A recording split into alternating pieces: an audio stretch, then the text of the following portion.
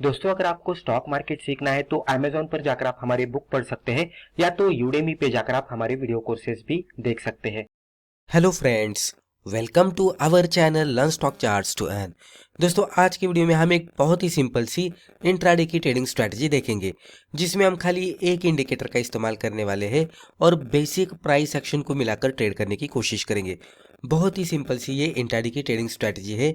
अगर आप beginner level के ट्रेडर से और कोई सिंपल सी इंट्राडे ट्रेडिंग के सर्च में है तो ये वीडियो पूरा देख लीजिएगा। इसके जरिए आपको एक अच्छी खासी स्ट्रैटेजी सीखने को मिलेगी। स्ट्रैटेजी देखने से पहले हम ये देखेंगे कि ये स्ट्रैटेजी के साथ ट्रेड करने के लिए हमें किन किन चीज़ों की ज़रूरत है। तो पहले टाइम फ्रेम देखेंगे। हम यहाँ पे 3 मिनट का कैंडलस्टिक चार्ट इस्तेमाल करने वाले हैं। इंडिकेटर्स हम यहाँ पे सुपर ट्रेंड का इस्तेमाल करेंगे। आगे जाकर हम देखेंगे कि 3 मिनट चार्ट पे सुपर ट्रेंड का कॉम्बिनेशन किस तरह से करना है।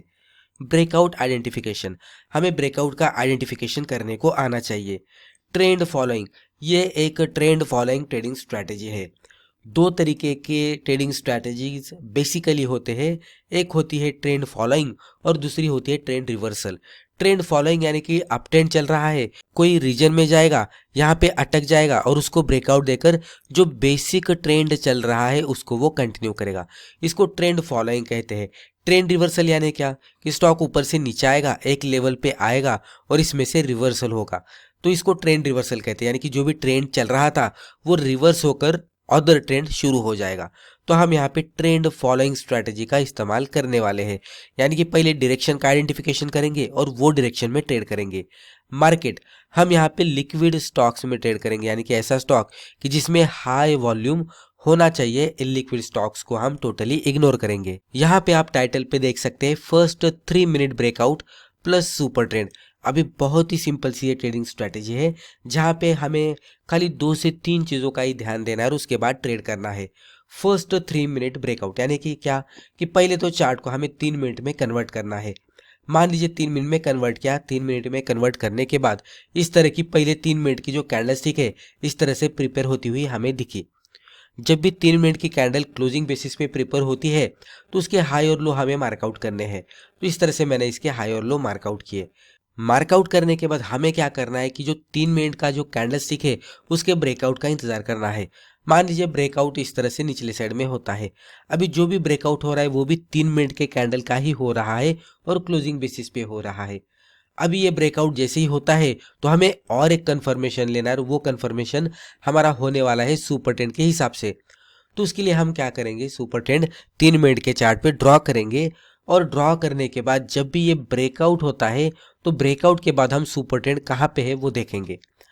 अगर ब्रेकआउट वाली कैंडल जब भी क्लोजिंग देती है, यानी कि क्लोजिंग बेसिस पे ब्रेकआउट मिलता है और वो टाइम पे सुपर ट्रेंड भी अगर हमारा इस तरह से ऊपर के डायरेक्शन में है तो ये हमें प्योरली सेल सिग्नल दे रहा है, क्योंकि फर्स्ट 3 मिनट के लो को इसने ब्रेक किया प्लस क्लोजिंग बेसिस पे ब्रेकआउट दिया। उसी टाइम पे यहाँ पे सुपर ट्रेंड भी अगर कैंडलस्टिक के ऊपर है तो वो भी हमें सेल के सिग्नल दे रहा है। प्लस इसमें अदर कंफर्मेशन अगर आपको लेना है तो थोड़ा हिस्टोरिकल चार्ट भी आप देख सकते हैं। उसमें भी डाउन ट्रेंड अगर चल रहा है तो ये बहुत ही बढ़िया तरीके से वर्कआउट होता है। इसमें फर्दर अगर आप निफ्टी की डायरेक्शन देखते हैं, निफ्टी में भी इसी तरह से डाउन ट्रेंड दिख रहा है। उसी के साथ ये स्टॉक जो सेक्टर से बिलोंग करता है, जो मिड कैप रहेगा, स्मॉल कैप रहेगा, वो भी स्टॉक आप देख सकते हैं, लेकिन जिसमें बढ़िया वॉल्यूम हो और जो स्टॉक आप इंट्राडे में ट्रेड कर पाते हो। तो उस तरह का स्टॉक जो भी इंडाइसेस से बिलोंग करता हो, सेक्टर वाइज रहेगा या तो mid cap small cap wise रहेगा, कैपिटलाइजेशन वाइज रहेगा, तो उसका भी ट्रेंड आप देख सकते हैं। वहां पे भी यही सिनेरियो दिख रहा है, वो भी डाउन ट्रेंड में है, तो आपको मल्टीपल कंफर्मेशन मिल जाएंगे। बेसिकली टेक्निकल चार्ट पे आपको इतना देखना है और फर्दर थोड़ा कॉन्फिडेंस लेने के लिए या तो कंफर्मेशन लेने के लिए आप अदर चीज़ें भी देख सकते हैं।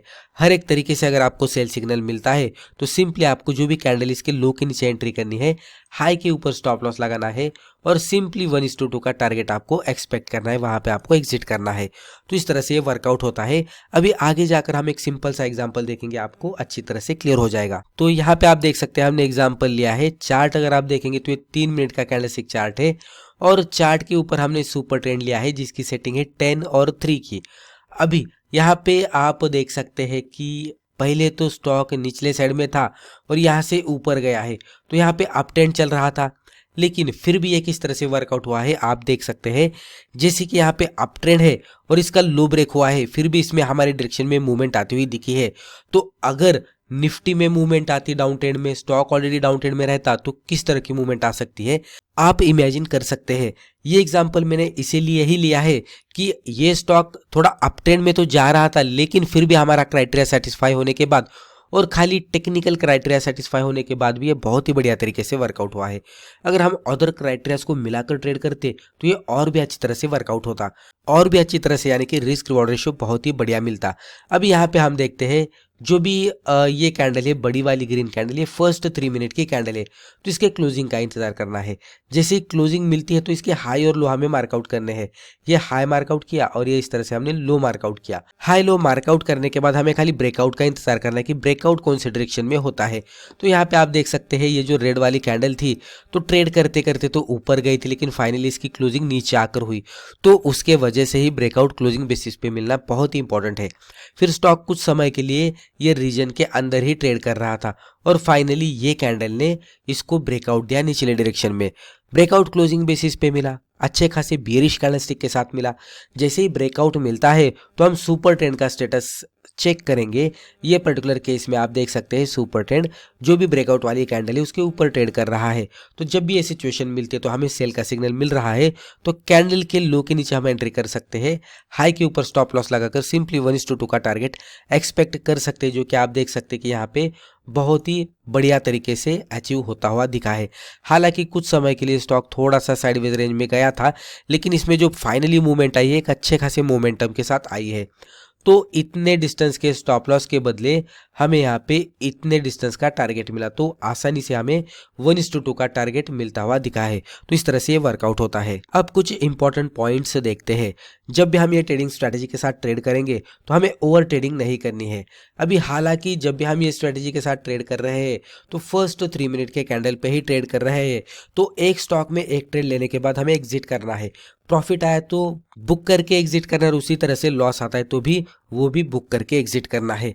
अगर आपको और भी अपॉर्चुनिटीज ढूंढने हैं तो आप अदर स्टॉक्स में ढूंढ सकते हैं, लेकिन 2 से 3 ही ट्रेड आपको लेने हैं। ज़्यादा स्टॉक्स में इस तरह का सेटअप ढूंढकर ट्रेड करते नहीं बैठना चाहिए। वेट फॉर क्लोजिंग ब्रेकआउट, जो भी ब्रेकआउट हम देख रहे हैं वो क्लोजिंग बेसिस पे मिलना चाहिए। प्रीवियस एग्जांपल में मैंने आपको बताया कि क्लोजिंग बेसिस पे ब्रेकआउट क्यों इंपॉर्टेंट है। वेट फॉर कंफर्मेशन, हम कंफर्मेशन का इंतजार करके ही ट्रेड करेंगे, यानी कि जो भी ब्रेकआउट कैंडल है उसका हाई या तो लो फर्दर ब्रेक होना चाहिए। फॉलो रिस्क रिवॉर्ड रेशियो, हमें कम से कम 1:2 का रिस्क रिवॉर्ड रेशियो मिलना चाहिए।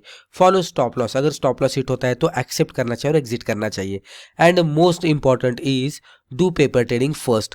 जब भी हम कोई भी नई ट्रेडिंग स्ट्रैटेजी सीखते हैं तो उसके बारे में हमें ज़्यादा पता नहीं होता, तो पहले हमें बहुत सारी बैक टेस्टिंग करनी पड़ेगी, फिर उसके बाद हम पेपर ट्रेडिंग कर सकते हैं। अगर रिजल्ट पॉजिटिव दिख रहा है तो पहले कम क्वांटिटी के साथ हम ट्रेड कर सकते हैं, और जैसे जैसे कॉन्फिडेंस आएगा और रिजल्ट पॉजिटिव दिखेगा हम धीरे धीरे क्वांटिटी बढ़ाकर ट्रेड कर सकते हैं। तो दोस्तों मुझे लगता है रिस्पेक्टिव वीडियो में हमने जो भी डिस्कस किया इससे आपको ज़रूर फायदा हुआ होगा। Thank you.